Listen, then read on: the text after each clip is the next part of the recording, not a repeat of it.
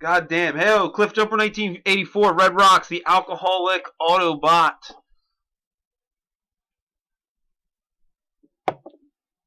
Doing this video today on my gaming experiences. It's number 3 in my series. I'm going to post link down to the 2 other ones if you care to check them out. But I have to do this today because the big video, next one I'm working on, is my favorite video game ever.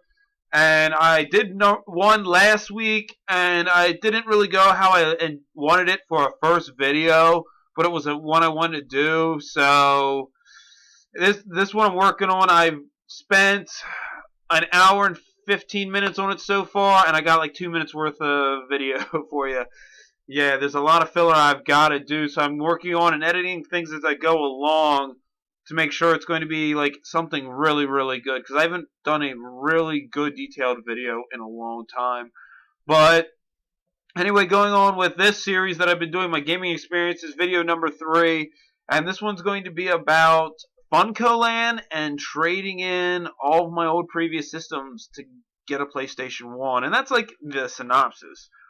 But I think it was 1995, I want to say, or 96, because I would have been in my first year of high school in 9th grade, and a Funcoland opened up that was literally like a 2-minute drive from my parents' house, and this was like, okay, you know, I've heard about it. I went there with a guy who lived across the street, who I brought up in my videos plenty of times, Jason, and I went with him and his mom, and he's like, oh, there's a new video game store? And this is, you know, when we hung out from back in the day, and I went with him, and I was blown away. And the thing that blew me away was, oh, God, you can trade in your systems for store credit. Wow. And I'm being the huge Nintendo fan that I was, like, diehard Nintendo fan since the day I started playing video games. Jason had Sega, and I was like, fuck that, I'm Nintendo, man. Well, guess what happened? I seen the PlayStation, and what I seen at the time, not compared to now, blew me the fuck away. And I had to get it. I was actually working at the time, believe it or not. I've been working since I've been 12. But just to come up with at the price tag of $289 or $299 plus, you know, the games being at $50, my jaw dropped. I didn't want to spend my measly $70, $60 a week paycheck on that. I had other things I was more interested in getting. I manned up and traded in my Nintendo and all my games, my Super Nintendo and all of its games, and the Game Boy and all of its games.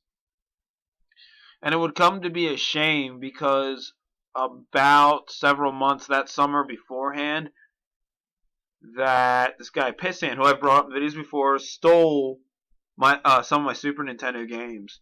And it was Mega Man X, it was Final Fantasy 3, which technically wasn't even mine, but even if I got to retain it, the trade-in value at the time was worth like 50 or 60 bucks. And you're definitely, when you're trading up something like that, that's definitely fucking worth it.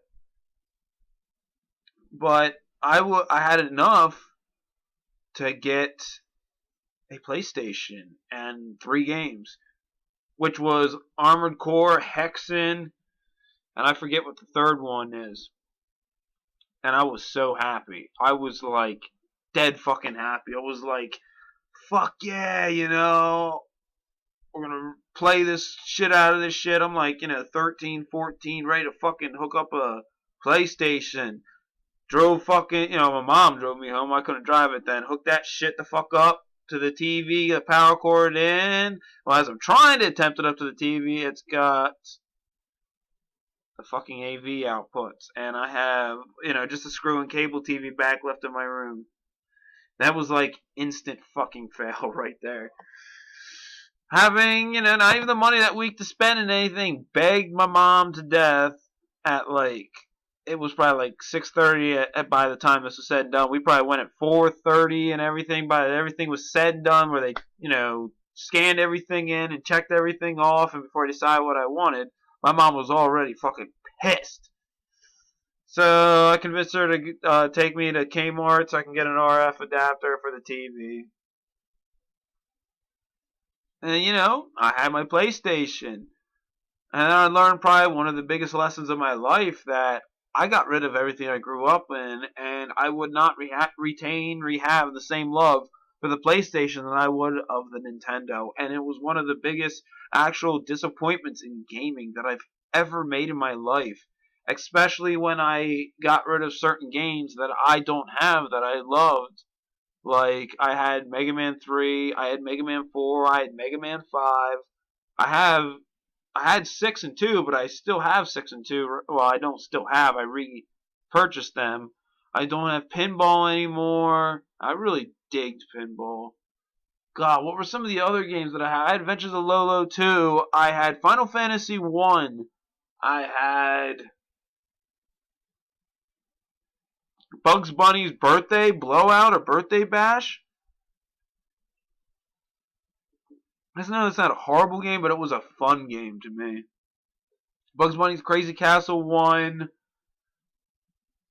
I think there were a lot of more memorable games. I probably had 10 games then that I don't have now. Because I have about 78, I think, going on 80. But yeah, I just wanted to share that with you. So yeah, fucking, you agree, or what was your experience with Funcoland, or maybe trading up to a system and you were unhappy with? Hey, let me know. You can throw that comment right below. Video response like you got to always. And if you can't, just sit back and fucking drink one on me.